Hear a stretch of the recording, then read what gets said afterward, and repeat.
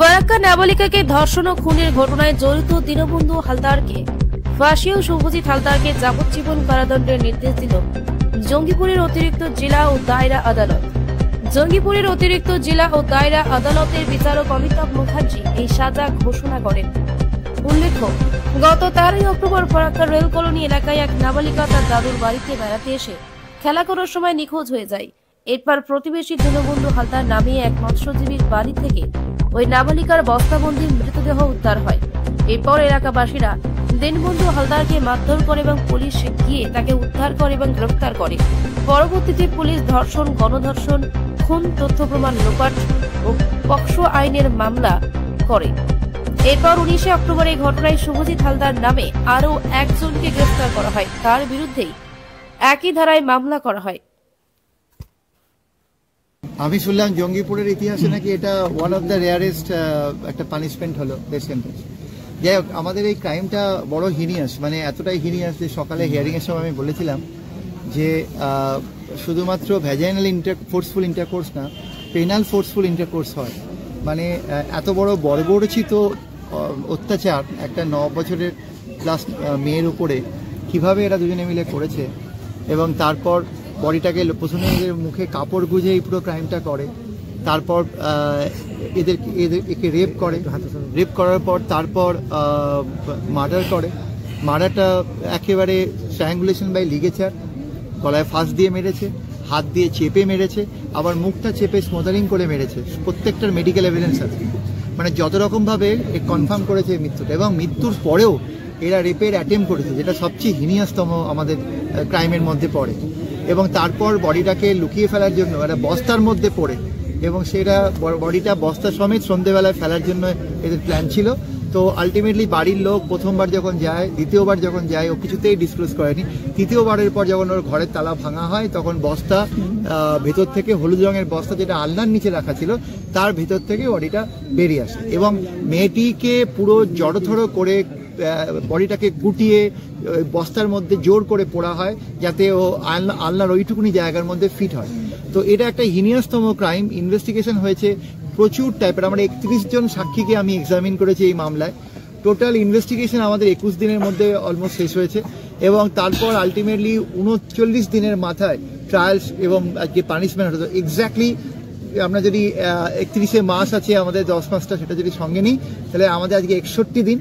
এবং এই 2 মাসের মধ্যে পুরো ইনভেস্টিগেশন, মানে তদন্ত, বিচার এবং ট্রায়াল এবং শাস্তিদান, এই পুরো প্রসেসটা কমপ্লিট হলো। এবং এই পুরো প্রসেসটাতে আমি পুরো জঙ্গিপুর বারের প্রত্যেকটি লার্নের লয়ারের সহযোগিতা পেয়েছি। তা খুব ফাস্ট ট্রায়াল চলেছে দিনের পর দিন ধরে, এবং আমার এইটা আর জয়নগর একসাথে চলেছে। একটু ট্রাভেলসাম ছিল জার্নি করাটা। আমরা 31 জন সাক্ষীর মধ্যে ফরেন্সিক উইটনেস পেয়েছি, যারা ক্লিয়ারলি, আমাদের ডিএনএ অ্যানালিসিস রিপোর্ট আছে, যে ডিএনএ অ্যানালিসিস রিপোর্ট আমাদেরকে এই জায়গায় নিয়ে আসছে যে আসামির বাড়ি থেকে যে জিনিসগুলো পাওয়া গেছে, এবং আরেকজন আসামির বাড়ি থেকে যে হাফ প্যান্টটা পাওয়া গেছে, তার মধ্যে হিউম্যান ব্লাড পাওয়া গেছে। ভিকটিমের জামা কাপড় থেকে আসামি দিনু হালদার, তার ডিএনএ মানে সিমেনের ডিএনএ পাওয়া গেছে, এবং তার মধ্যে ভিকটিমের ব্লাডের ডিএনএ পাওয়া গেছে। পিওতে যেখানে ক্রাইমটা হয়েছে সেখানে একটা কাপড়ের টুকরো পাওয়া যায়, সেই কাপড়ের টুকরোর মধ্যে দুজনের আসামি এবং ভিকটিমের ডিএনএ ম্যাচ করেছে। আমাদের এই এরা ক্রাইমটা করার আগে এরা পরিষ্কারভাবে একজন উইটনেস পাশের বাড়ি দেখতে পায় যে বাচ্চা মেয়েটাকে, যেহেতু মেয়েটা ফুল ভালোবাসতো, মেয়েটাকে ফুল দেবার নাম করে মেয়েটা 10টা সাড়ে 10টা এরাম টাইমে ওর দিল্লি থেকে মেয়েটা রিসেন্টলি এসেছিল তার মামার বাড়িতে বেড়াতে, এবং তারপর ওকে ওখান থেকে এই দিনু ডেকে নিয়ে যায় যখন ও আরও ছোট ছোট বাচ্চাদের সঙ্গে খেলছিল। মেয়েটা ফুল ভালোবাসতো, তাই ফুল দেওয়ার লোভ দেখিয়ে ওকে নিয়ে যাওয়া হয় ওর বাড়িতে। তারপর ওকে কিছুক্ষণ পর তার পেছনে পেছনে শুভ হালদার ঢোকে, এবং তারপর শুভ হালদারের দুজনে মিলে এর কাপড় দিয়ে মুখ চেপে এর উপরে নৃশংসভাবে শারীরিক নির্যাতন করে। তারপরে একে খুন করার সমস্ত রকম, যে ইভেন কি মাথাটা পর্যন্ত শক্ত মাটির উপরে বারে বারে ঠুকেছে। আমরা সেই ইনজুরিটা পেয়েছি। আমি সকালে বলেছি যে মেয়েটার দেহটা নিয়ে রীতিমতো খেলা করেছে, ওইটুকুনি বাচ্চা মেয়ের দেহ নিয়ে। তো তার পরবর্তীকালে এরা বডিটাকে লোপাট করার জন্য এবং রাত্রিবেলা ফারাক্কার জঙ্গলে বডিটা ফেলার প্ল্যান করেছিল, এবং প্ল্যান করার আগে ওরা দুজনে মিলে কলতলায় গিয়ে সিগারেটের মধ্যে গাঁজা পুড়ে খায়, যে সিগারেটের বাটে অ্যাকিউজ শুভ হালদারের ডিএনএ ম্যাচ করেছে। এরকম বিভিন্ন আমাদের এভিডেন্স ছিল।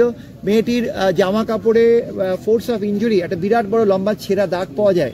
এদের হিনিয়াসনেস বর্বরচিত ক্রাইমে জামা কাপড়টা ছিঁড়ে এরা ক্রাইমটা করে এবং যত রকমভাবে সেক্সুয়াল টর্চার পসিবল সব করেছে। আজকে আমাদের সাক্ষ্য গ্রহণ পর্ব ছিল। সকালে আমি বিভিন্ন জাজমেন্টের মাধ্যমে বিভিন্ন ক্ষেত্রে এটা বোঝানোর চেষ্টা করেছি যে এটা rarest of the rare crime, এবং সেই ক্ষেত্রে আমরা স্টেটের তরফে আমি ডেথ সেন্টেন্স চেয়েছিলাম এবং লার্নেড কোর্ট সব দিক বিচার করে শুভ হালদারকে যাবজ্জীবন দিয়েছে। যাবজ্জীবন মানে হচ্ছে reminder period of life. In POCSO অ্যাক্টে যাবজ্জীবন মানে মার্ডার কেসে যাবজ্জীবন নয়, এটা হচ্ছে সারা জীবন, যতদিন বেঁচে থাকবে ততদিন পর্যন্ত কাস্টাডিতে থাকতে হবে, বেরোতে পারবে না। এটা শুভ হালদারের ক্ষেত্রে।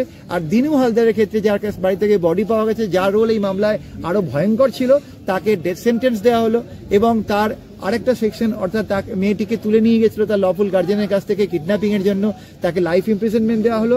এবং যেহেতু এরা দুজনেই এভিডেন্স লোপাটের চেষ্টা করেছে, 7 বছর করে এভিডেন্স লোপাট করার সেকশনে এদের সাজা দেওয়া হলো এবং এগুলো কনকারেন্টলি চলবে।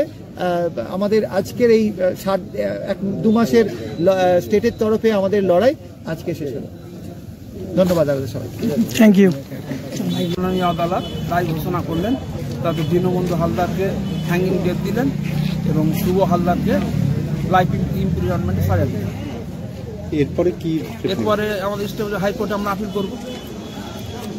এই জাজমেন্টে কি সন্তুষ্ট পরিবারের লোক? জাজমেন্ট মাননীয় আদালতের মনে হয় গিল্টি মনে হয়েছে, তাই সাজা দিয়েছে। আর আদালতের রায় নিয়ে আমাদের কিছু বলার নেই। এর পরবর্তীতে কি? পরবর্তীতে আমরা হাইকোর্টে আপিল করব। আপনি? মোহাম্মদ হাবিবুর, আইনজীবী কার? দীনবন্ধু হালদারের পক্ষে আইনজীবী।